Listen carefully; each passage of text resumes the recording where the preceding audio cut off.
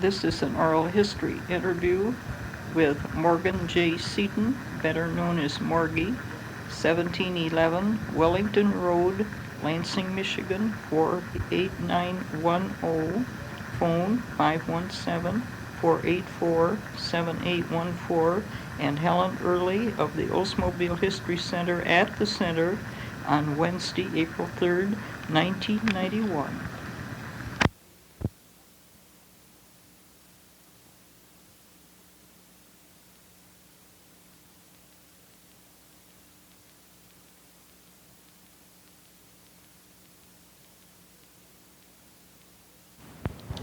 We're in business, Mr. Seaton. When did you hire in at Oldsmobile? Well, I first went to work for General Motors in Detroit in about 1930 or 31, as I recall. And then What did you do at General Motors? My first job was with the Motor Accounting Company.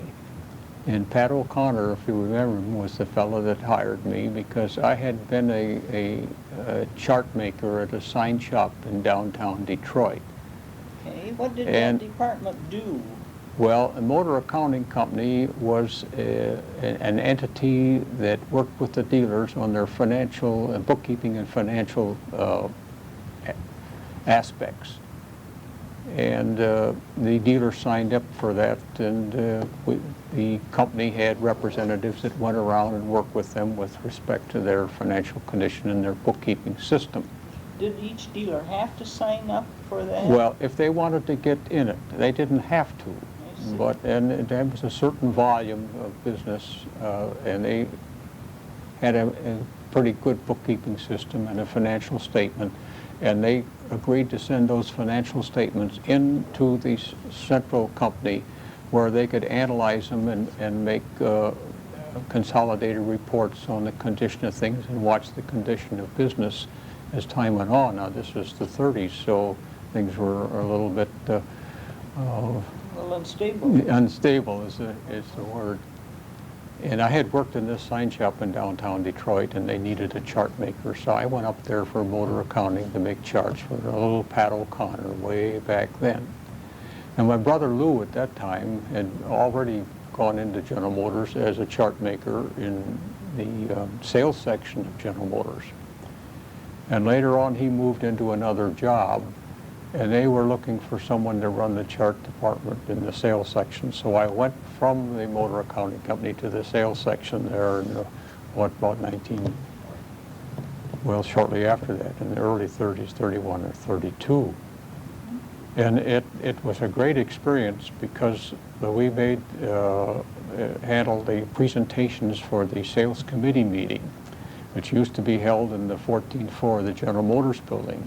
And I would sit behind the screens running the slides, and Alfred P. Sloan and Donaldson Brown and R.H. Grant were on the other side of the screen discussing the problems of the General Motors Corporation and the automobile business at that time. Well, in the Depression, if you remember, they took the Buick Olds Pontiac sales departments and consolidated them in Detroit for the purpose of economic reasons. And I can remember going to Chicago for one of the first meetings to run lantern slides when R.H. Grant got up and said BOP was here to stay. But 3 months later, it was disbanded, and they put the divisional sales offices back into their local areas. Now, why did they disband that? This was maybe 34. And Why? Why? Why? Well, they just said the business was getting better and that they could set up the sales departments in the various divisional offices again. Okay. And the opportunity to come to Lansing as a chart maker in the chart department, with Pat O'Connor was there, and they offered me the job, and it sounded pretty good to me, so I moved to Lansing then. Now, that was in 1930... that would have been 33, I think. And where was your office then? Well, the old office building was still there. Building 60. Okay. And down on the first floor because I could look out on the parking lot. I remember that. Okay, first level. And it was in a year or so after that they offered me a job in the sales promotion department. And they were, I don't know why, but that was nice of them to do it. They got out of the art and chart Who business. was heading art and chart then? Well, I was the art and chart guy. Okay. Yeah. And then. And Martin Vorberg, as I remember, was the sales promotion manager at the time. And they were looking for someone who may have had some potential for advancing in that area of the business, in this promotional area of the business. So I went to work there, and that was the beginning of it.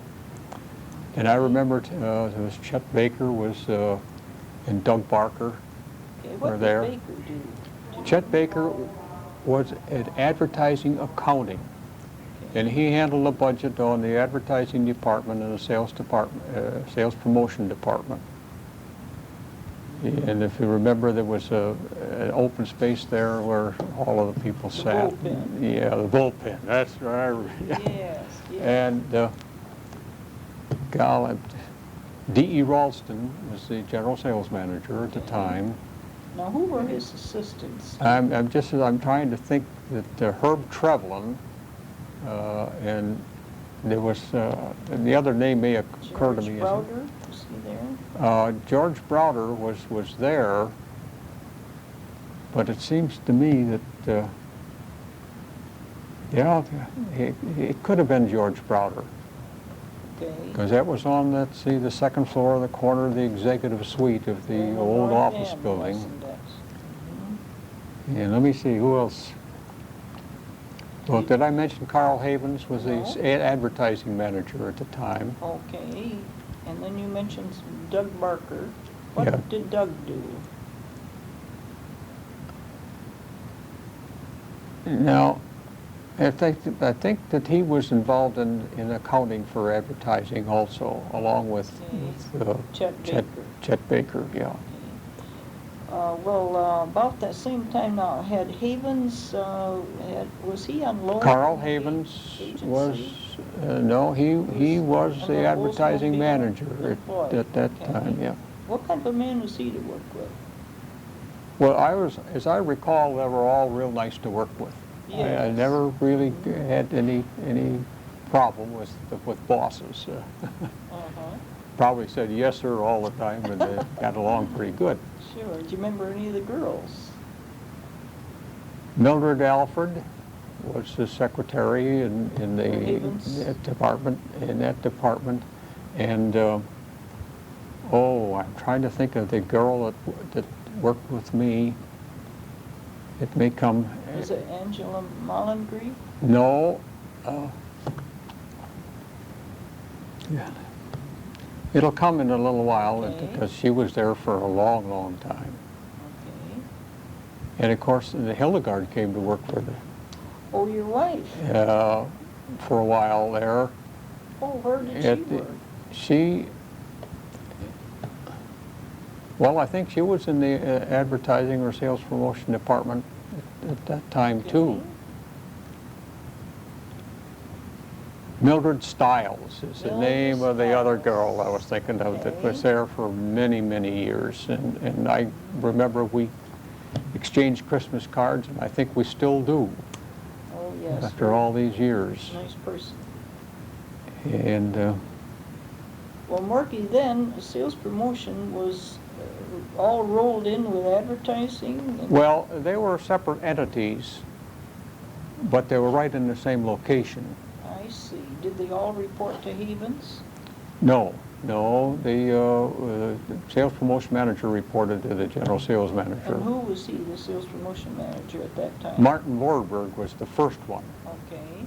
Now, Bill Lampe got involved in there. Now, this was some time ago, and I can't remember the name of the other person that was there at the time.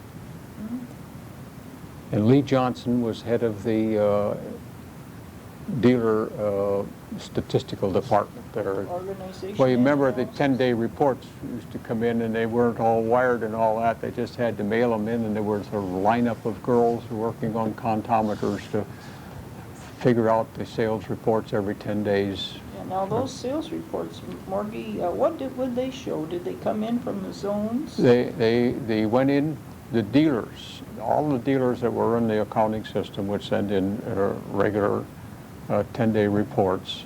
What would those reports show? Incidentally, this 10-day report thing was started by R.H. Grant Oh, way back in the early 30s or so, that in order to get a statistical report from how sales were going from all of the dealers, and this was mainly the business management dealers with the larger dealers involved. And they would come into the zone offices, and the zones would consolidate what the sales were for the past 10 days and what their stock might be. And then the zones would wire it in, and Lee Johnson and Howard Ellis would, and all the girls on their comptometers would work on these dealer reports and get a consolidated report for the division for that 10 days. And then someone, I guess, sent it into GM so that they would have a report for the 10-day sales for all three of the divisions. Buick, Olds, Pontiac, and Cadillac Ford divisions. Oh, well now would these reports also show a dealer stock? They would show what was on, yes. Dealer stock. And Dealer stock and what the sales had been for the past 10 days. And what about the used cars? Did they have a report on that too? I'm not sure, but it seems to me that they did somehow have a little idea of how the used car business market was going and what might be on hands. Okay. But I don't recall exactly how that was done. Do you remember any of the girls that worked on the contometers? Gosh, no, but there were half a dozen of them or more there in the whole lineup that worked on these things. Okay. Until the old electronic data processing got into the business. Right. And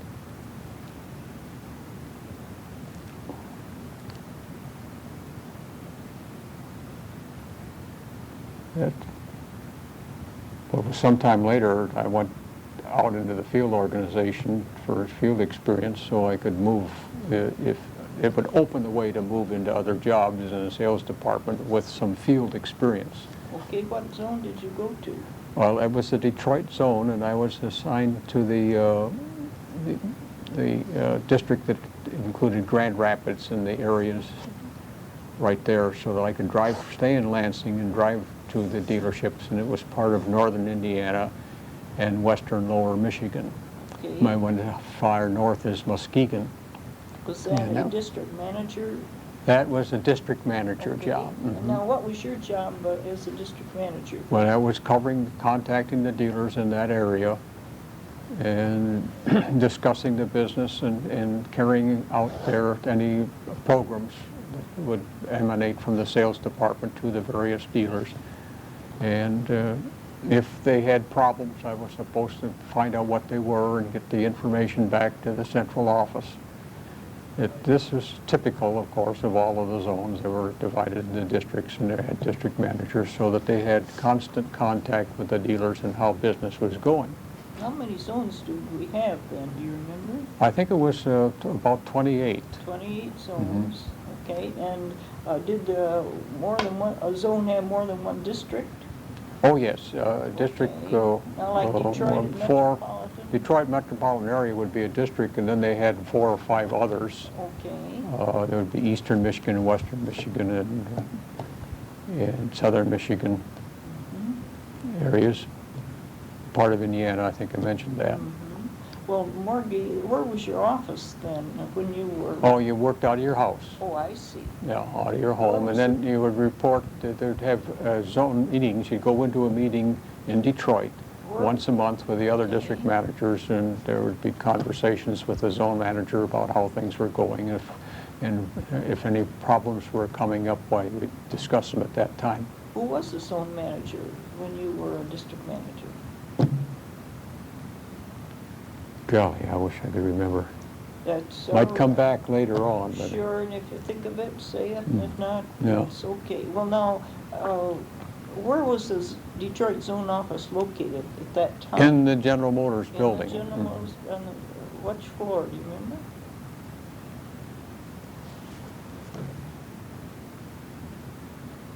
Yeah. Won't matter. Because I worked on the 13th floor when I was there, and I don't believe it was there on the 13th Okay. floor, but I don't recall exactly where it was. How many people would they have in a zone like the Detroit? Well, it'd be the service manager and business management manager and the zone manager and the assistant zone manager, and usually half a dozen or more girls who are good on the comptometer to work on the statistics and consolidate the information. And that's about it. So actually, now these reports that came in from the dealers to the zone and then were sent to the home office, were they on telegrams or regular mail? They would send telegrams. Okay. Yeah, there was a procedure for telegrams that would come in with the total of what as far as sales are concerned and what stocks there were. Oh, yeah. Now, what would happen if a dealer, say, had, do you remember the average new car stock, for instance, that a dealer should have, over which the factory became concerned with him?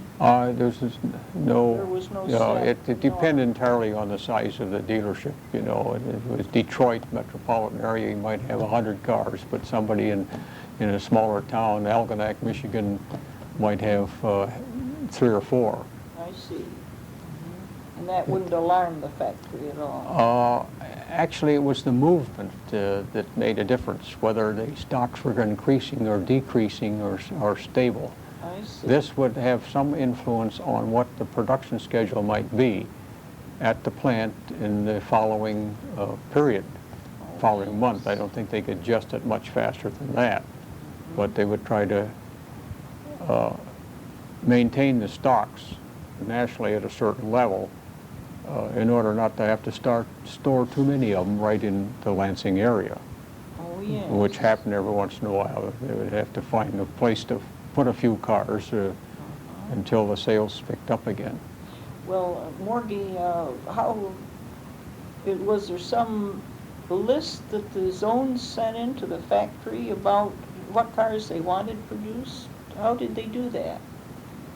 What about if a fellow goes in and he orders his car? Did that go on a list? Well, the fellow in charge of distribution at the zone made out special reports too into the car distribution department. At the And home I don't office? at the home office. I don't remember the exact period of those particular reports, but they always kept a pretty good track of how many cars were there in dealer hands or in the warehouses, zone warehouses. Well, then, like if a man goes in and orders his car, that order would immediately go from the dealer to the zone to Lansing, or was there a certain accumulation? First of all, the dealer would try to sell it out of stock. Oh, But if there was a particular car that somebody wanted that was not available in the stock, he would then send in his order, and it would go into the car distributor, and then he would relay it into the home office okay. or the nearest assembly plant, or whatever that happened to be. Oh, then if some orders didn't come directly to the factory, they would...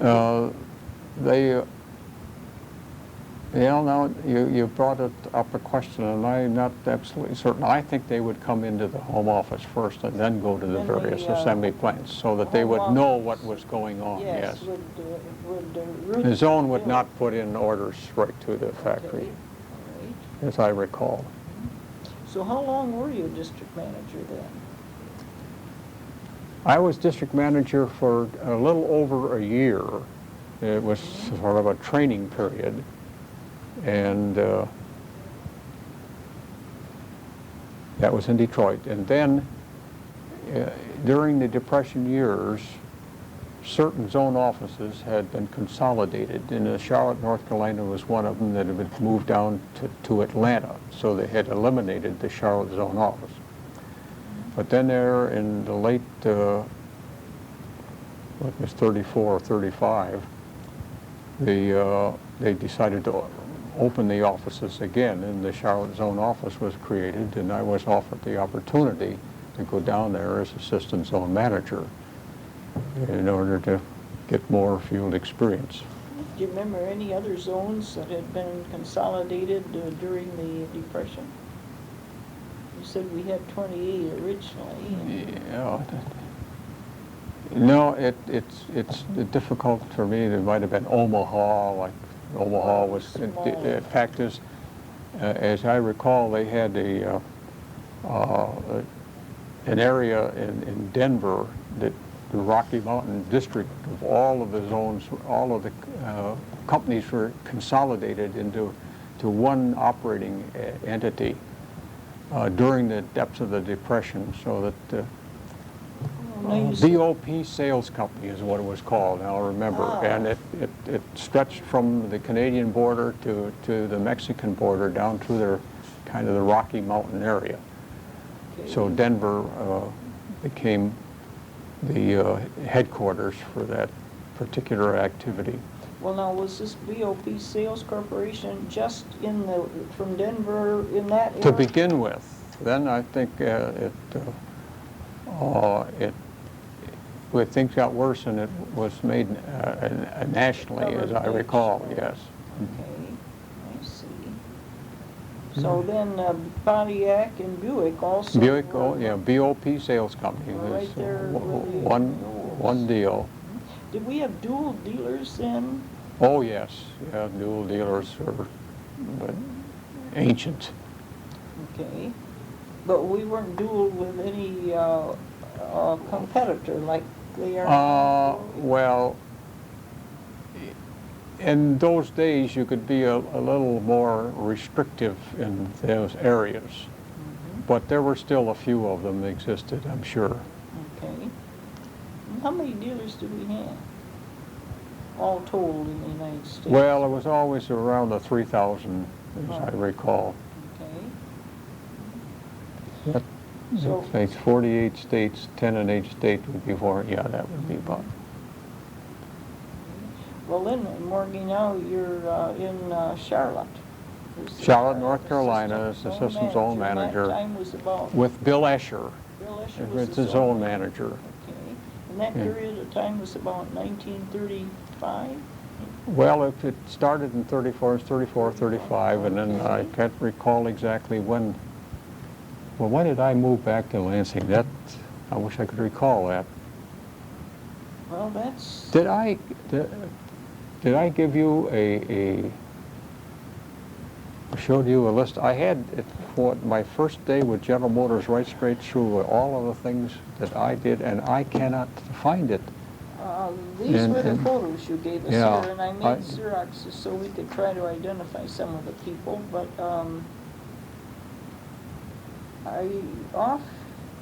I believe you did give us that, but I don't have it right here with us now. Okay. So we can pick off some dates from that. Yes. We'll check when we go back in the other room.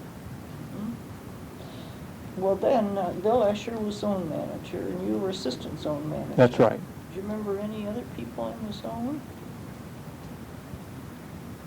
No, there were people hired locally. I see. And well, was Bill Escher to work with? Well, he was kind of a perfectionist, and he had his way of doing things that weren't always exactly the way I looked at it. But I think this probably was one of the reasons why I came back to Lansing as soon as I did, because he didn't feel that I was a field operating type, and which was all right with me too. Sure. How long were you there in Charlotte then? About 18 months, oh, pretty close to 2 years, as I recall. Okay. And then when you came back to Lansing, what area did you go into? I went into sales promotion. As a, Assistant sales promotion manager, I think, but I'm not absolutely certain. I was in this assistant sales promotion manager soon after that, at any rate. do you remember a Charlie Barnett? Bonnet. Bonnet, yeah, Bonnet. yes. Okay. That name is familiar because I think he was in the same office. I thought maybe he was, okay. And Vic Havens, or Carl Havens. Carl Havens was advertising manager. Still advertising manager. Then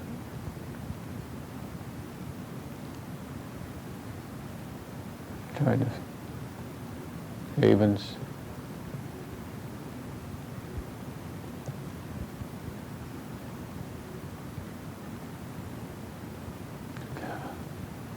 I wish I can That's okay. incidents in places, It's a long time ago. and there were all kinds of new things happening around there when BOP was split up and they went back. Was to that about the Oldsmobile. time that Yeah. BOP, what would that have been, about 38 then? 37? I 38? would say so, yes. So, This, if you have this list, it will show show that. the Okay, the we'll- change in the dates, so we'll, that, check that out. Well, then, Morgie, it was sales promotion and advertising still were pretty much in, oh, they were Yeah, close, yeah. was PR in there some way? Public relations and Jack White was entirely separate. They were not part of the sales department. At all?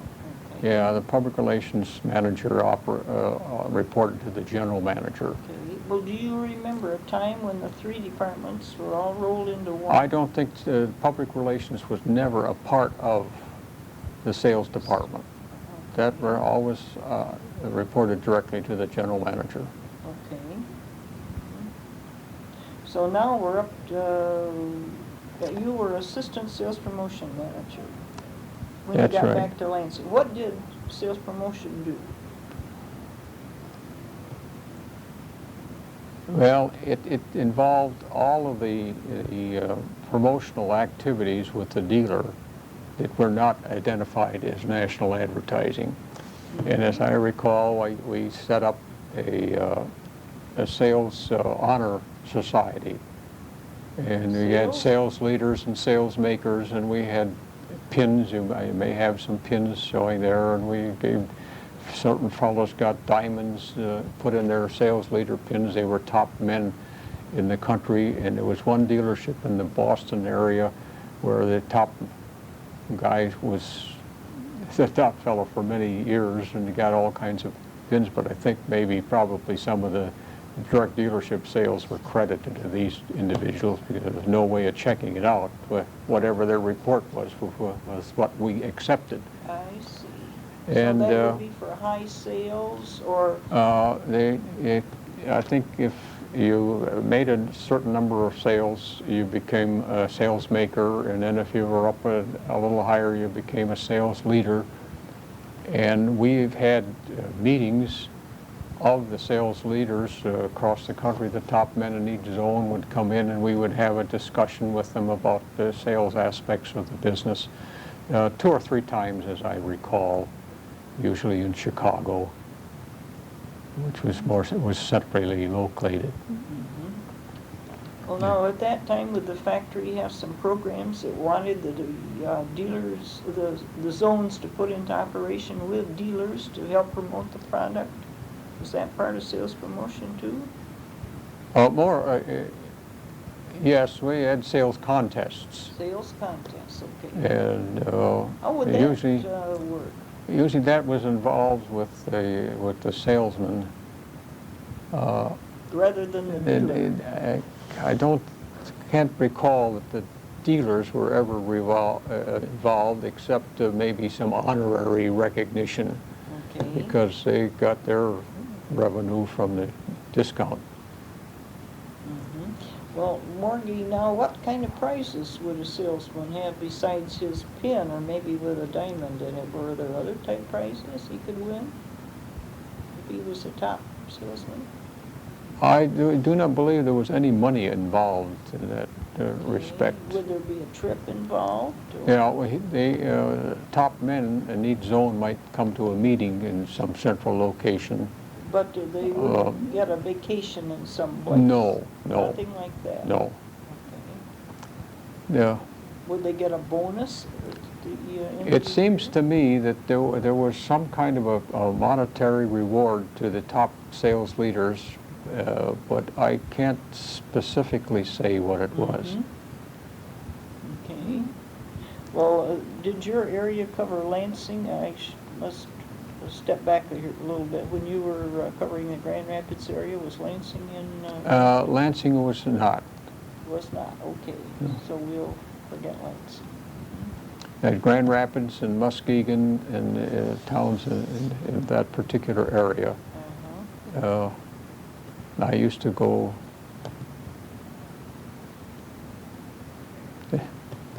I know there was a lot of driving. It was Indiana down to Indiana, and of course you had a company car. And oh yes, all district managers would have covered. company cars, and the expenses would be covered Okay. on the road. Sure. Well, now we're back in sales promotion, and how long did you stay in sales promotion as assistant sales promotion manager?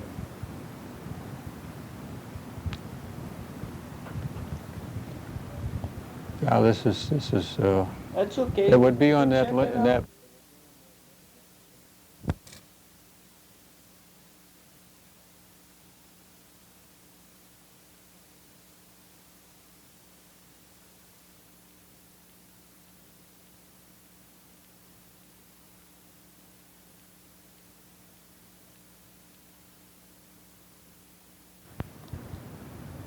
We're in business here. Who worked for you when you were in sales promotion? Did you have a secretary? Yes, but there was never much dictation. It was phone answering mainly, and working on some of these statistics with respect to the salesman's organization. Okay. Well, then you mentioned earlier Lee Johnson and Howard Ellis. Did your They were in the organization and analysis? organizations. But did you have anything? Did your work touch them in any way? There was no direct relationship as far as the activities are concerned. We worked with the advertising agency mainly. Who was the advertising Well, agency?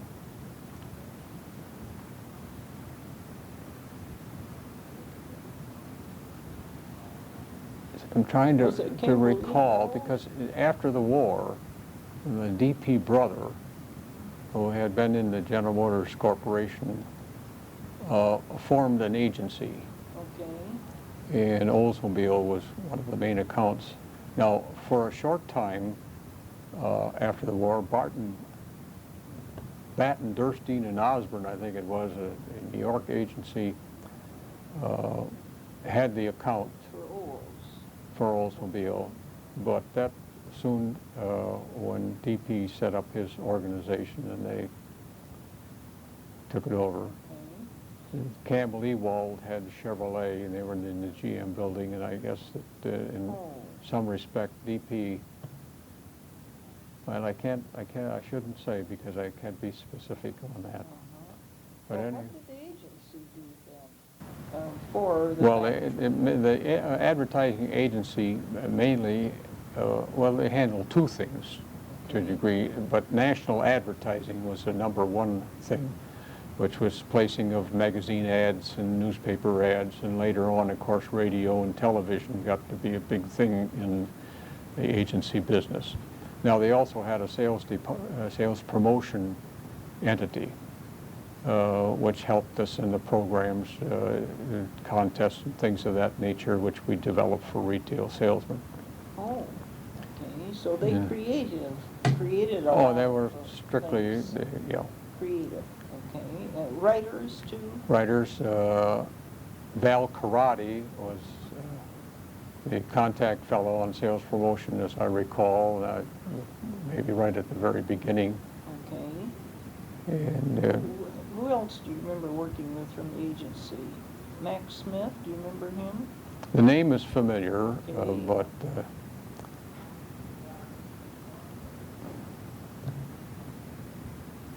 Clarence Hatch? Clarence Hatch, oh yes, he was a head man. I remember Clarence Hatch very, very, very well. The one I was trying to think of was to get the contact on sales promotion, and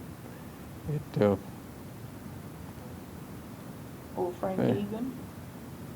and oh golly, it's because we vacationed with him a couple of times later on in life, and he's gone now, but Gordon Eldridge? no, it'll come to me later Okay. on. So now, did the agency visit the factory right along? Oh, there was a constant contact. They were up there 2 or 3 times a week, and or we would go down there on certain occasions if there was something more involved that they couldn't bring to They were Lansing. in the GM building at They that were in the time. GM building. Okay. Did I mention Clarence Hatch? He was the, yes, advertising manager. Okay. He For was the the agency man, yes. Well, now we're up to the war. How did things change when we became involved in World War II?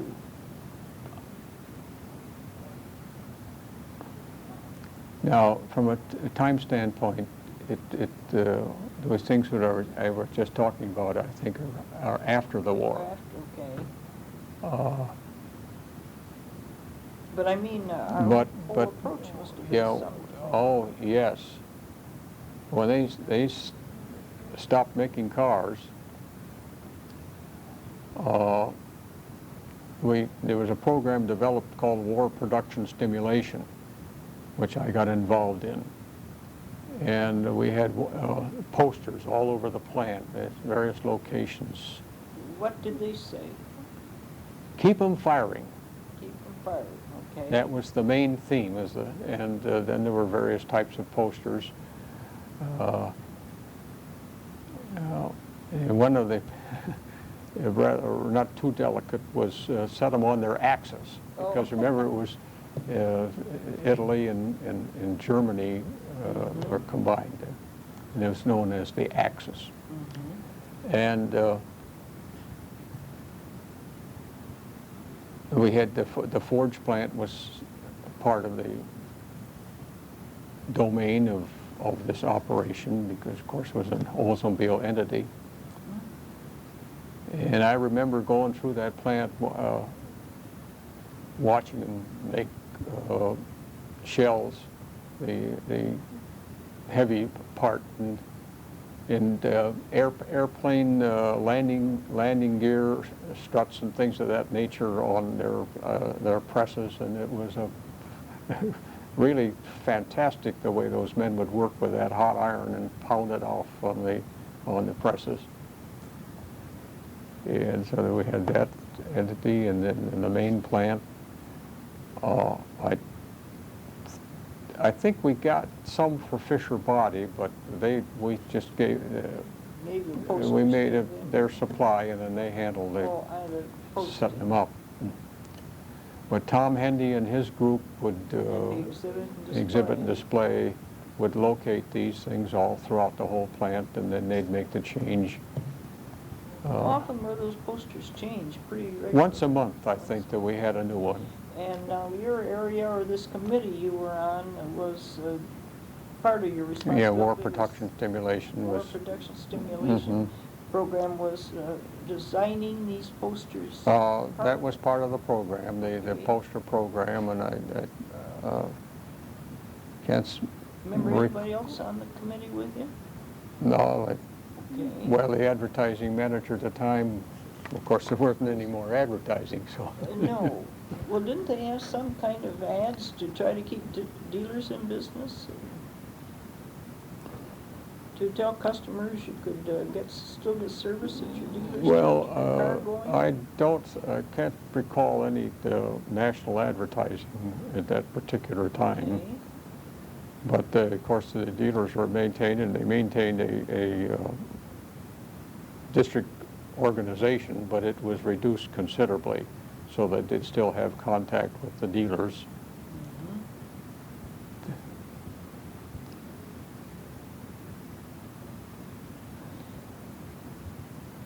Just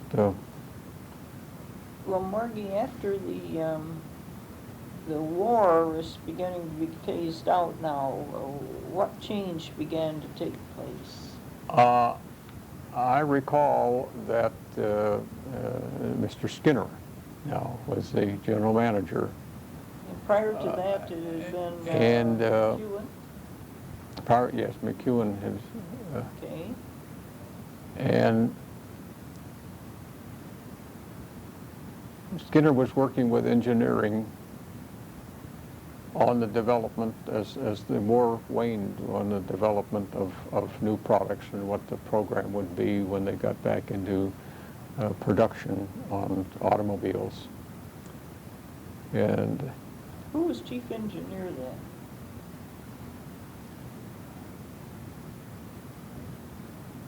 That's all right, we can check yeah, that out.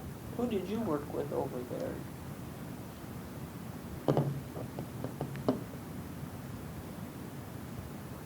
you know, I remember the fellow so well, and the names. But what did you do with engineering, your contacts? Mainly was to get product information so that we could put out the books for the retail salesman on what the new product would have, and and what the engine specifications were, and all the details that a salesman might need in order to interpret the product and sell it to the prospect. Well, now, those 40, I guess the 40, few cars are made in 45, but they were 46s, or did we make a few cars, 45 maybe? Weren't they warmed over vehicles from 41, 42 maybe? I would say that the main specifications of the cars would be the same until several models later on. Yes. Because they had, Grills were although they, grills. no doubt some of the engineers to a degree would think about what the product program was going to be when the war ended. Okay. And remember they had formed this choir that The GM Juniors? Was it? and there's a radio man director, and it happened all during the war years, and they'd have a concert on a Sunday afternoon in the auditorium, as I recall, and I would always be there for it with Tom Hendy and the other fellows. Maynard Murray was the exhibit guy before Tom worked for Maynard. Yeah. Okay. And they were very well attended, as I recall. Was this open to the public, or just GM Yeah, employees? I think it was open to the public too, but mainly GM employees. Okay.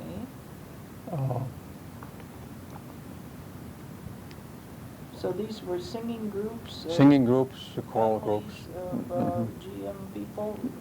Yes, children of the GM people, mainly Oldsmobile people. Okay. And Did somebody head them up and train them, or? well, it was on the radio. So the local radio station directed it.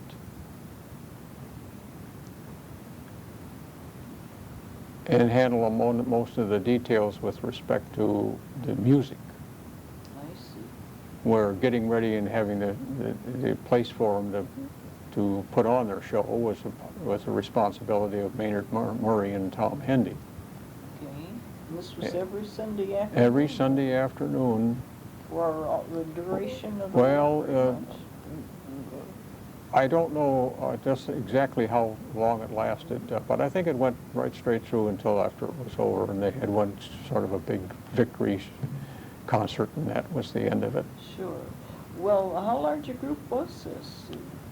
Well, I would say they had as many as 50 children in this program. And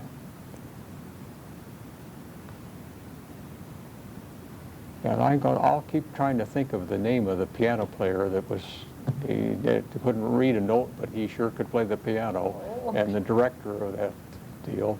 Recorder, okay. And that's where I spent my Sunday afternoons for quite a long That time. was part of your job to be there? Yes. I see. I was kind of the man at the head of the house, of the audience end of it, not the musical end of it. I see, okay. Well, Morgie, now if, during the war, were there people on loan to Oldsmobile from the advertising agency? Was there any, do you remember anything about that? Well, Like Gordon Eldridge, for instance. Was he? I wouldn't say they.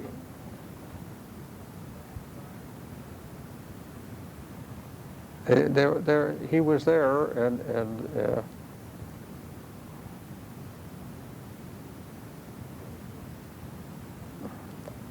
and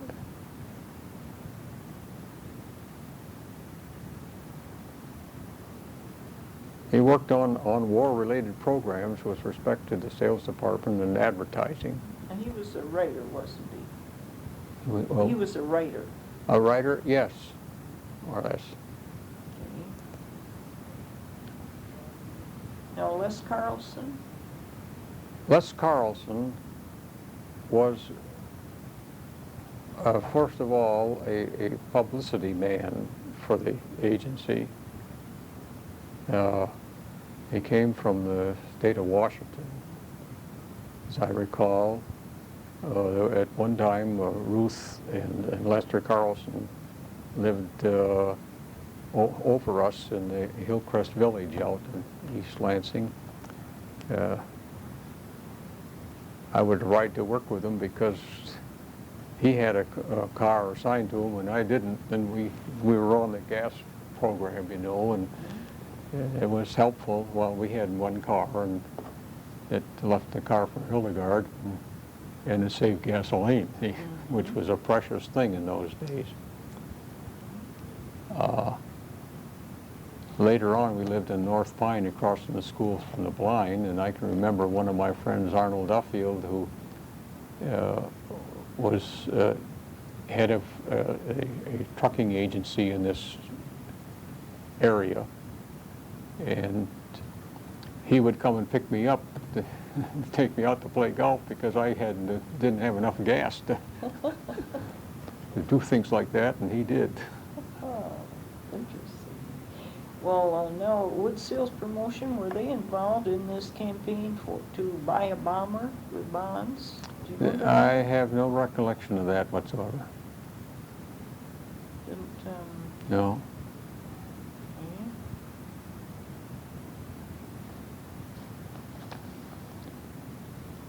Victory is our business, do you remember that? That, Let's get some of these folders out here. It looks like some of your handwriting in there. radio, yeah, that's,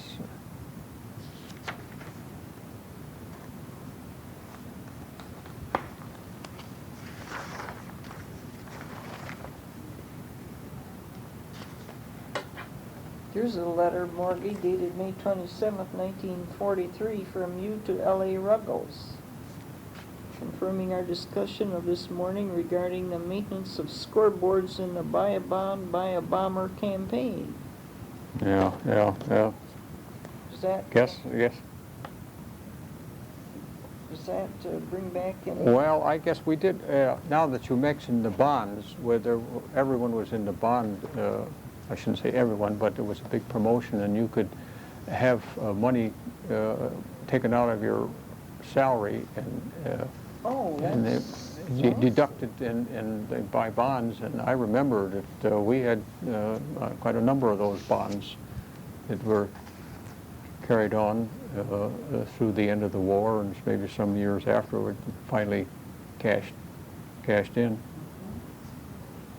So at the time then, this campaign, the employee could elect to have as much as he wanted to or as little taken out of his That's right. check. Mhm. It went toward, he got his bond. He got his bond or when toward buying a bond. bond, and then when they got the bond, they buy it, and the employee would get the bond.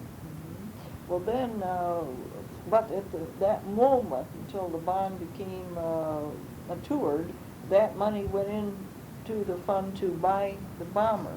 Mm-hmm, yeah. You don't remember? Well, I don't remember that to buy a bomber. That sounds like a promotional. Spirit It of may have. Oldsmobile, do you remember that? No. Okay.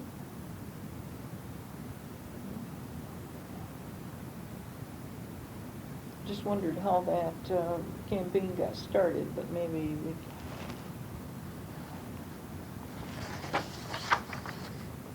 Oh, these are Those are on blank. the poster.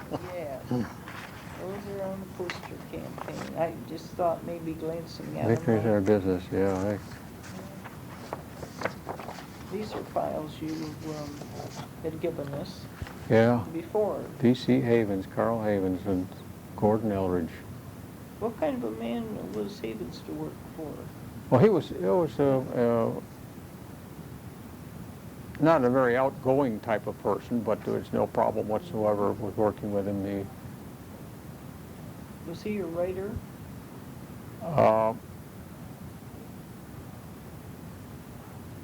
No, I really don't know how this happened so long ago that when I first came, that Victor V.C. Havens was one of the fellows, and he may have been an advertising man before he became advertising manager at Oldsmobile. He may have been in the agency. I really don't know. And Eldridge, he was... And Gordon Eldridge actually was an agency man. That when the war came, he was hired by Oldsmobile to work on war protection aspects. I can't recall the exact details. But, Sure. yeah. Okay. Well, Margie, now let's see. You want to skip up to the war's over now, and you're still in sales promotion. Well, you know, if And you were in the second or third level of Building 60 in the north end. Is that where your office was then?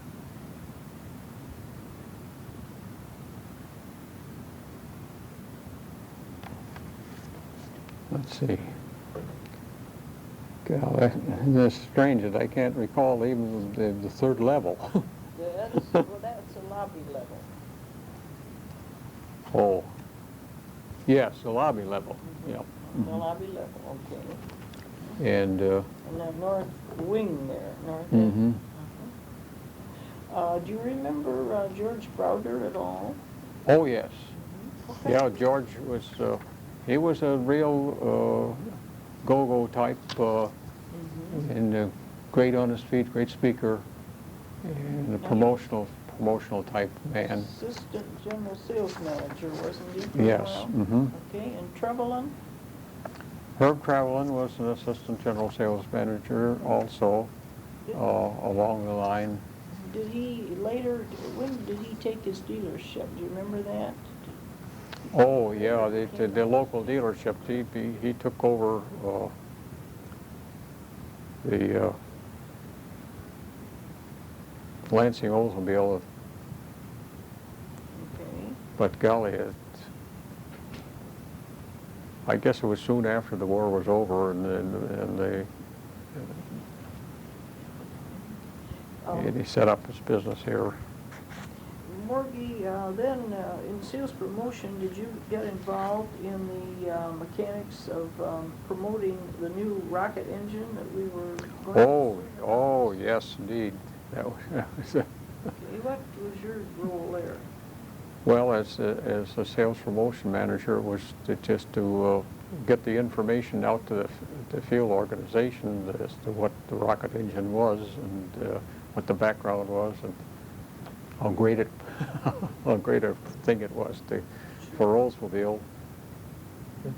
It was originally the Kettering engine. It was one that was developed in Detroit and by Kettering, who was then the top man in engineering in the corporation. And the fact of the matter, it was the Kettering engine plant before it became the rocket engine plant. Oh, yes. And they were going to call it it was called the Kettering engine until such time as someone got into the idea of promoting, and rocket was a big thing in those days because of the power and the pickup, so that they came to the rocket engine. But I don't know who was responsible for that name.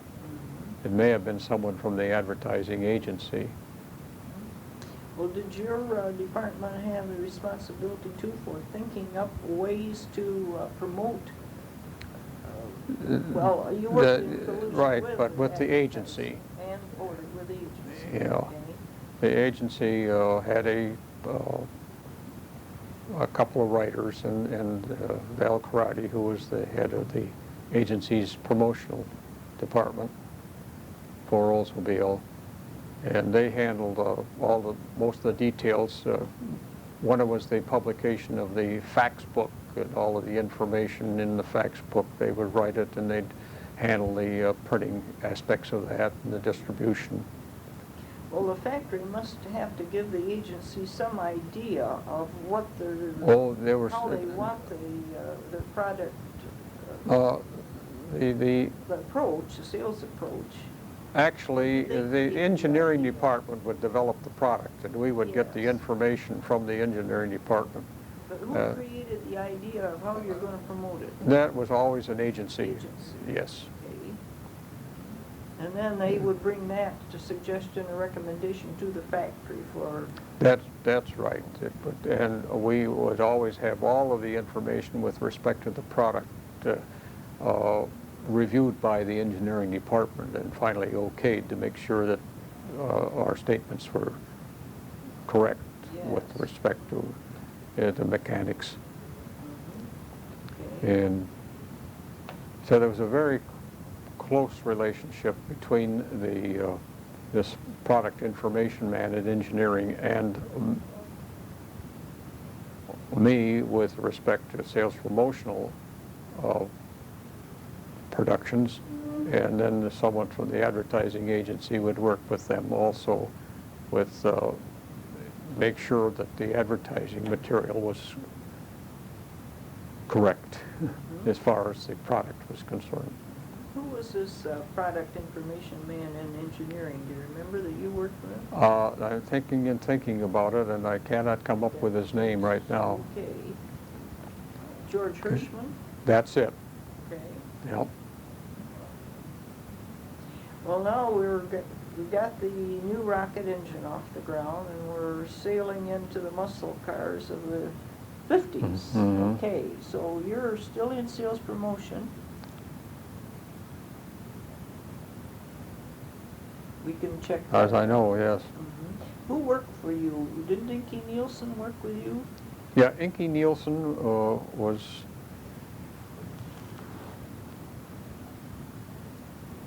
Mildred Stiles, who worked for me, but Inky Nielsen was there. I thought she was in organization and analysis. So. Okay, perhaps she was then. Yeah, But how with was Howard Mildred? Ellis. How was Mildred to work with? Oh, Mildred was just excellent. Yeah. Of course, I was never a great man for dictating letters, and so she did a lot of direct typing from copy that I would write and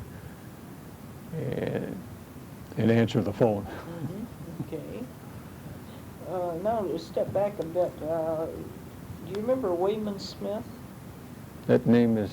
doesn't ring a bell right at this Let's, moment. skip on here in the 50s. Now we've got the rocket engines. The style of the cars were changing right along. Oh yeah, that's the early Yeah, we're early the early problems. 50s. Yeah. Do you remember any unusual things happening after the war when you started to move faster, Morgie, or fun things? Or That's,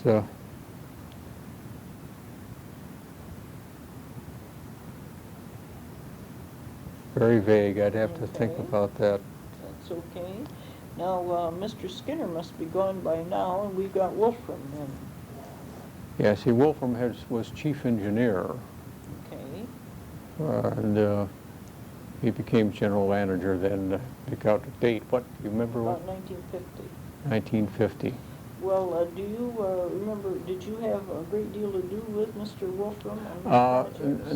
Not too much, no.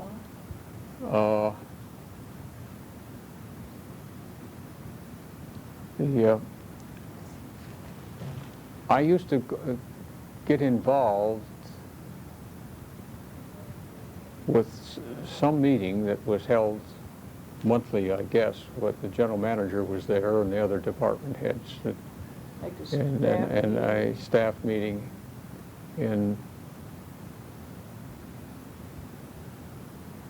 that happened was during the Skinner and Wolfram regime. So, What would you have to do, put a presentation on or make a well, proposal?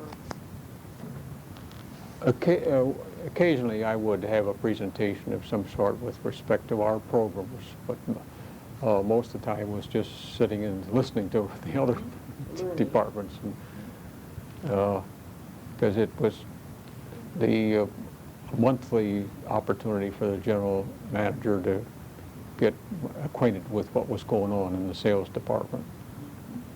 Okay. Who else would be there in these meetings? A representative? Always the various department heads, which would be business management and organization and analysis and advertising and Budget? sales. Budget? Oh, yes, Carl Sandburg, Oh, yes. that name familiar? Uh-huh. Yeah, budget was a big aspect, and there was the dealer business management program. Okay. So then a service department representative? Service department was involved always, yes. Well, how was Carl Sandburg? Did you work with him Uh, much? Only that they were supervising all the budget prospects and budget aspects, and we would have discussions in that respect, but there was very little direct contact with Carl Sandburg, except from the money figure standpoint. Okay. Well, Margie, when did we start becoming involved with promoting Miss America? Well, now Les Carlson was there because we went to Atlantic City once.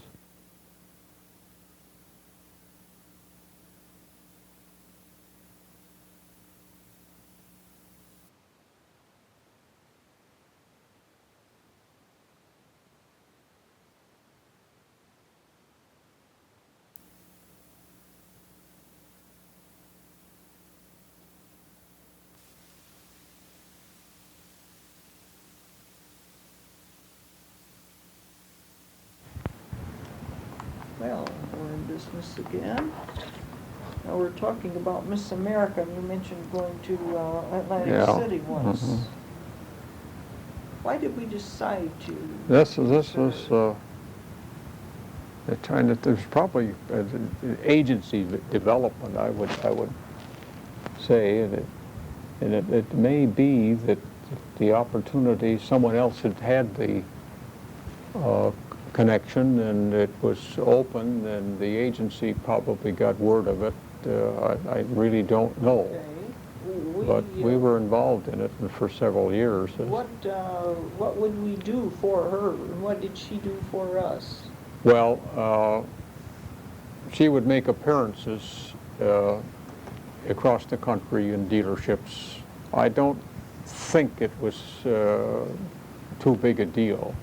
Okay. Uh, Would we advertiser in magazines or newspapers or something like that? It may have been, but I don't recall any specific Okay. instances. Did we? But I think when she made her tours, there had to be some promotional aspects to this tour, but again, I don't know specifically what it was. Did we give her a car that had lettering on it? I wouldn't be a bit surprised that we furnished a car with Miss America, well, probably wherever she went. Yes. And the zones may have been alerted to the fact that we needed automobiles for certain aspects of her trip and appearance at a locality. Okay. Would she actually say words of wisdom about Oldsmobile? I mean, I don't think there was any like that. a big deal, but I'm sure that she would express her appreciation of the courtesy of Oldsmobile transportation and things of that nature. would we be the only sponsor, or would there maybe be some? Well, there were other sponsors, but in other businesses. Yeah, but Not another, yes. Not another car company. Not another car But at the company. same time, we were sponsoring her, maybe with an automobile, or why maybe Coca-Cola might be. That's possible, yes. I'm sure that. Why did we stop using her? Was there some reason? Well, I guess along the line, management decided that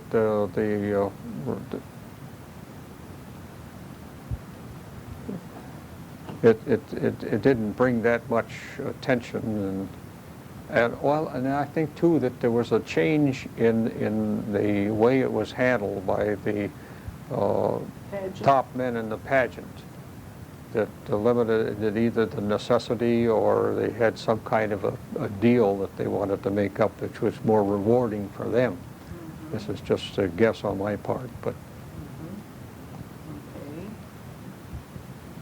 Okay. No. And it may be too that there was an advertising aspect of this, which was a fee that Oldsmobile would pay, and the people decided that this wasn't as rewarding as they thought it might be, and then they got out of it. This could be the way it happened. Morty, do you remember Homer Hat? Oh yes, I remember Homer. You know, was he in sales promotion for a while? Or I knew he was in used car merchandising, but did you and he work together? I think that the used car merchandising, that was a separate entity, but we did work together. So, yeah, well now we're in the new, I think we're in the new office building then. we moved in the fall of '66. And Homer Hat was a part of the sales promotion, new and used car promotional activity, yes. Where was that office in Building 70 then? Well, you know where the executive suite was? On the second floor? Well, more toward the center of the building, upstairs, and the back of the building. Oh, There yes. was a group of offices there. Kind of a northwest corner, like. Yeah. Okay.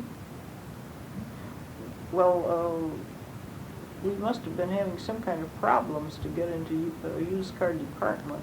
Oh. We hadn't had one before, had we? Oh, I think that there always was for many years, an arm of the promotional end of the business that got involved in used car merchandising. I see. Now, it may not have been set up as a separate entity, but it was part of the business they knew that the movement of used cars was important to the movement of new cars, so that they helped the dealers as much as they could in that respect. Now, Margie, Inky Nielsen worked for you, didn't she? Yes, Inky did. When you were in the new building and sales promotion, was it?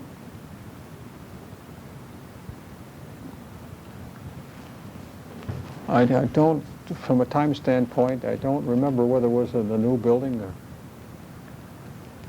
That's all It right. could have been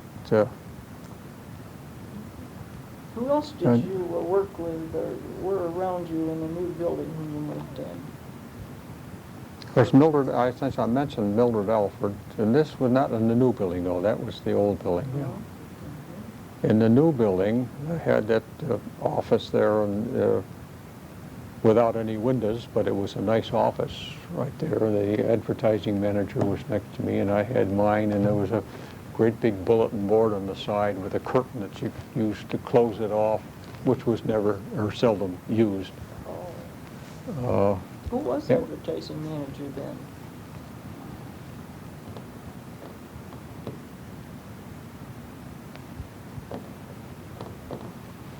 Where's that? We'll check it. Where is that Yes, we got it. chart there? Yeah. Approved that, that's okay. Do you remember anyone else in the area that you worked with?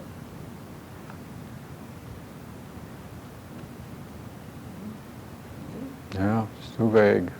Well, now, did you ever, in the line of sales promotion, get involved with when the factory would take, like, say, MSU to the Rose Bowl? Did your department have anything to do with that?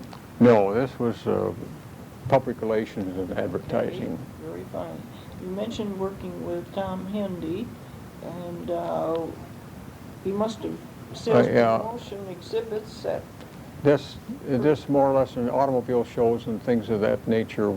It was a joint activity usually. I see. Now, would you travel to the new car announcement shows?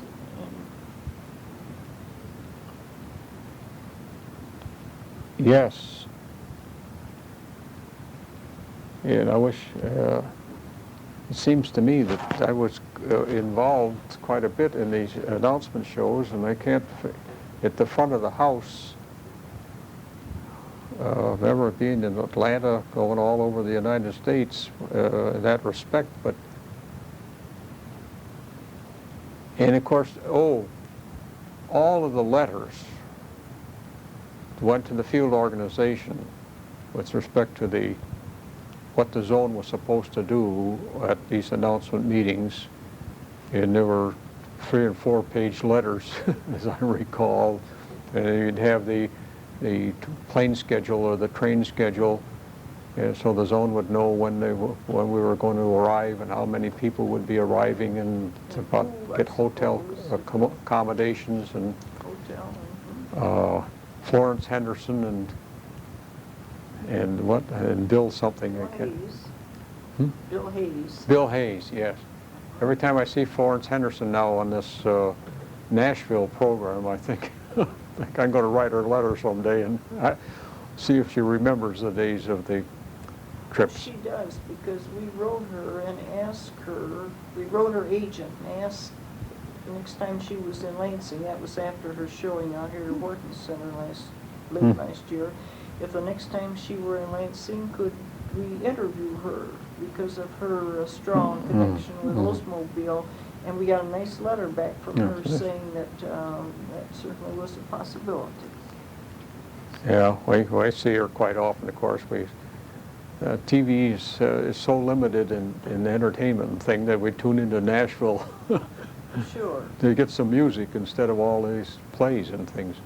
Well, then, Margie, a new car announcement show was quite a responsibility involving the zones and home office personnel. Oh, yes. The zones, of course, had to let the dealers know the date and the place, and they had to make hotel reservations for the crew and meet the train.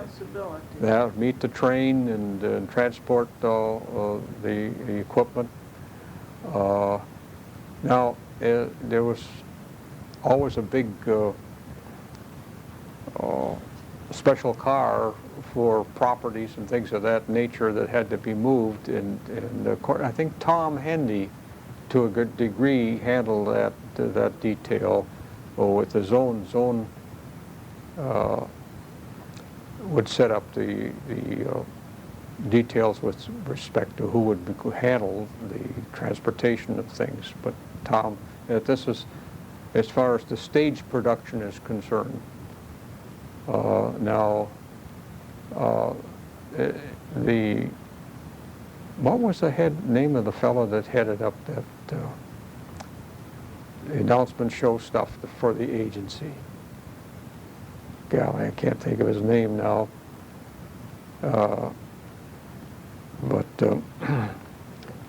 When hotel reservations and things of that nature for the crew all had to be handled by the zone office. But now you mentioned a while ago this 3-4 page letter from sales promotion that would go to the zones. And Yes. dealers. Your sales promotion activity coordinated all of As far as what the zone was supposed to do, yes. I see. It seems to me the transportation was handled, although Babe Corwin, wasn't he the traffic manager? I can remember getting the details with Babe Corwin about the train schedules and how the number of people and special cars and things of that nature. What was needed, he handled providing it to the railroads. And I can remember once when we were due to be in Atlanta, and there was a storm of some kind that delayed the arrival of certain materials, and they couldn't put on the whole show. They had to just put on the personnel was there, but the props and other things were not, so they put on a show with just the people. Did That's they all they could announce do. that the train hadn't arrived? I don't know how the zone handled that, but they must have somehow let the dealers know that they would have a reduced showing. Cars weren't there. I don't think. No, wait a minute. The cars might have been going by truck, but because it was this train that got involved with the scenery, the cars were probably there. What few we had. Morgie, now sales promotion used to put out these what we call specs book, the salesman's folder. Oh yeah, the fax book. That was part of your. That was part of our responsibility. So that's when you worked more closely with engineering, especially on the options. Yes. The accessories. Hirsch? George Hirschman. George Hirschman, yes. Okay. And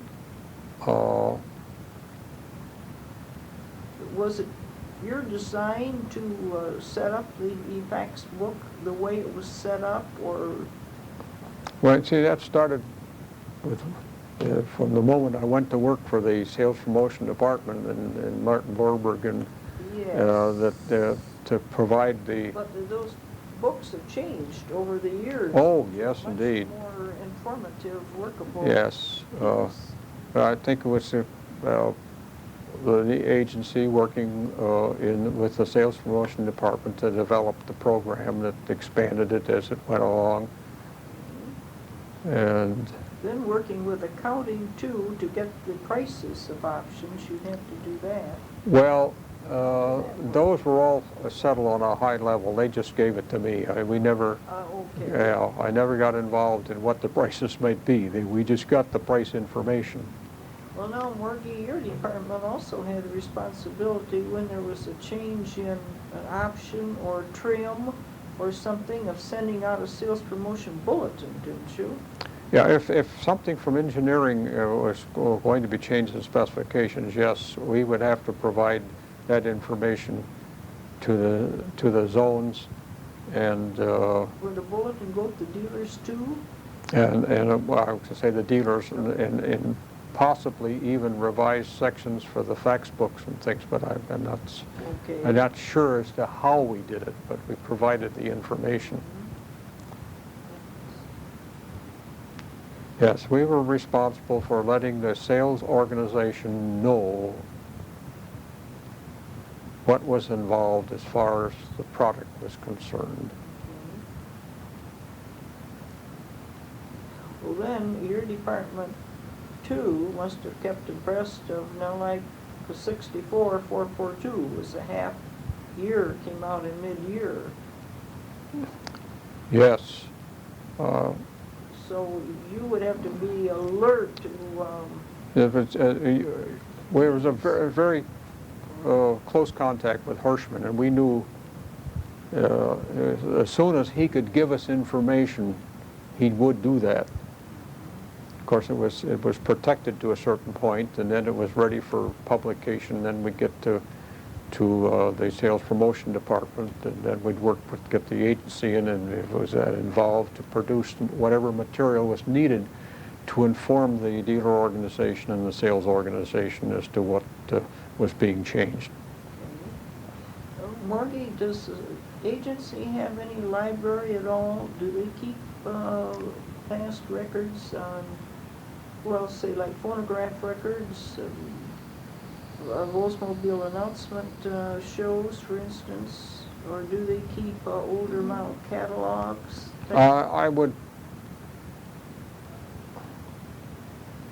I really can't say, because the agency changed over the years, and I don't have any idea who the agency is now and what. It's Leo Burnett that bought out Leo, Big Brother.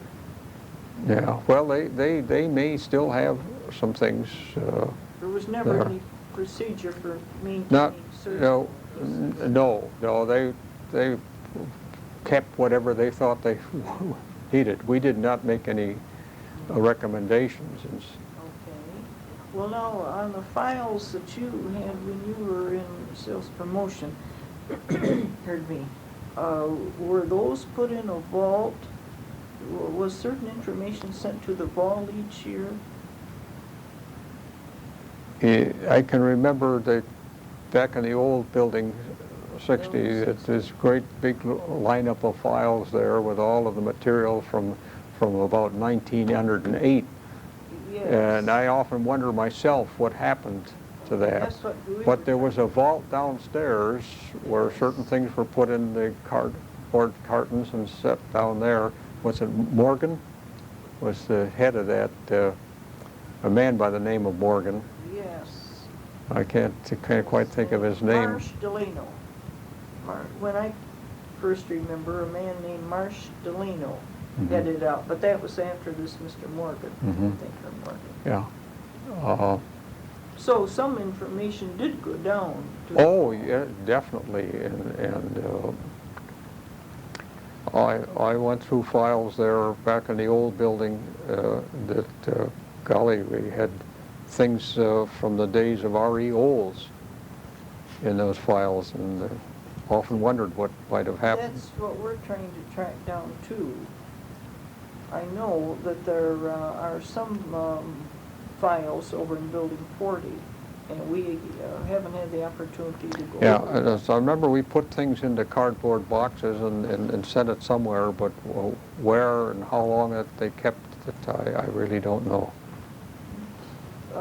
Morty, to get back to displays, were you involved in your department in different type floats or parades, or that was more No, PR and exhibit? That would be a public relations aspect, and they would. Okay.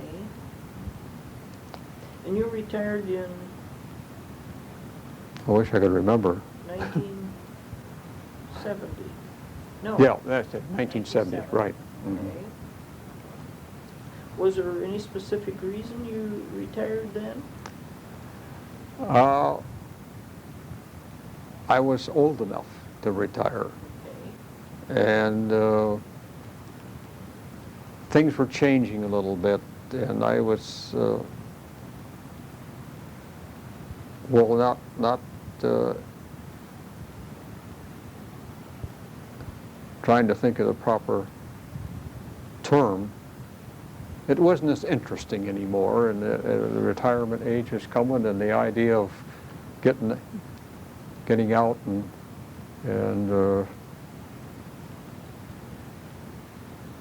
Social Security was coming, and It looked more and interesting. it really was changing, and it wasn't as interesting to me anymore, and so I just felt that it would be great to Well, stop. there have been a lot of... I think mainly it was changing. It wasn't the same personal involvement that had before. Recognized in some ways too, in a way, wasn't it? And So, Do you remember Brownie, George Brown? G. yeah, Sherwood Brown? G. Sherwood Brown I remember very well, yes. I think Battle Creek guy or something like that. Yes. Yeah, I remember him. He was in sales promotion. Yeah, Fun fellow to work with. yeah. Let's see, what about John Grettenberger? Remember John very well, and he's an East Lansing boy. In fact, there was something in the paper. I think his mother just passed away. It was in the paper, and he was a Grettenberger. There was a John listed in the funeral notice there, but I couldn't be quite sure that it was John. But John worked in the sales promotion department for a very short time. I thought he did. And very, very capable young fellow. He did well. Mm-hmm. Okay. What about Roland Gifford? Oh, Giff, I remember Giff quite well, but we were never, it seems to me Giff was in some other activity. Does your record show exactly what Giff was involved in? Yes, we could check the organization. Because it didn't seem to me that he was ever directly associated with me from a work standpoint. Okay. Wasn't he? Oh, wasn't he in public relations? Well, for a little while. Or advertising? For a little while. Yeah, he was in some, yeah, but I remember him quite well. They were kind of together there. Mhm. Okay. There was a McFarland, too, who worked in... Harold McFarland was personnel, wasn't he? Yeah, but this was a McFarlane Oh, instead of Land. Farlane. Well, that you remember. No? I was trying to think of some other names that you may have worked with.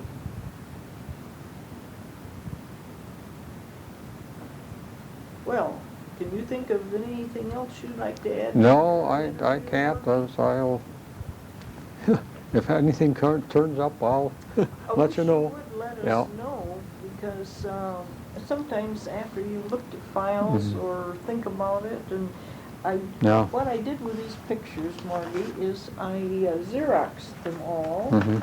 and then I put on them here people that I recognized. And I just wondered if you'd want to take them back with you and see if you could... Yeah, I fill in wasn't, I looked for some this file all over the place, and I thought, well, yeah, I must have left it with you, Yeah, and I did. that's the one. Yeah, and you left these others too Mhm. here. So we brought them out today. Oh. This is on the display correspondence. Here's Mhm. a bond drive. Mhm. That was there, and here's another file on... This is the GM radio program, Victory is Our Business. Yes. So this is some And, posters for the World War II. Mhm. We brought them out thinking maybe they And I would... remember this thing. Yeah, would you want to take these back and on the Xeroxes that I've made, try to identify people that you know? I've tried to identify some and have filled in the names. And thinking that, Yeah, But here- I can't do any better than you have. okay. We certainly appreciate these Yeah, pictures. this is Russ Alderville, you got that? Yes. In fact, Yeah, there's Dave Ralston, all right. We- What the devil was this, we anyway? left the real pictures with them, thinking maybe they would have a little more detail, and then you could write on the Xerox. If you want to take them with you, why don't I've you got a think about sneaking suspicion that this was in Flint. No, Sales Management Training Program. Well, them? Yeah, why don't you take them with you You can and keep this. think about them? all right. Just put them right back in your folder here. I appreciate your signing the release, and we'll index this for, if we do all. Let's for see. Significant history. Do I need that in there too? Mm-hmm. Put this. Really appreciate the time you spent, Marty. Yeah, I'll be getting home in time for lunch.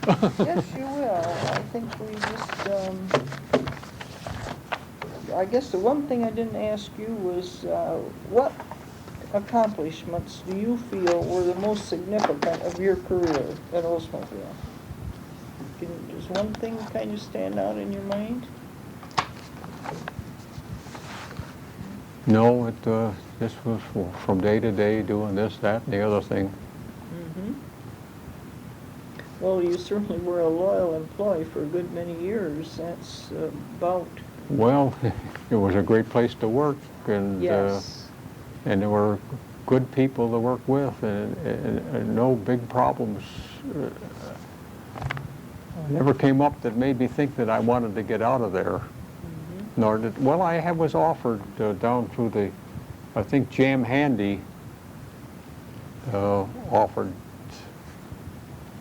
the job. As I recall, there was something said about it, but I had no desire whatsoever to leave Mm-hmm. Oldsmobile. Well, he must have recognized a good man. Do you remember what you hired in 1931? You know, this is the most surprising thing in my life. I think it was Pat O'Connor I was talking to Pat O'Connor. I'd worked in this sign shop. Mm-hmm. And we got talking about compensation.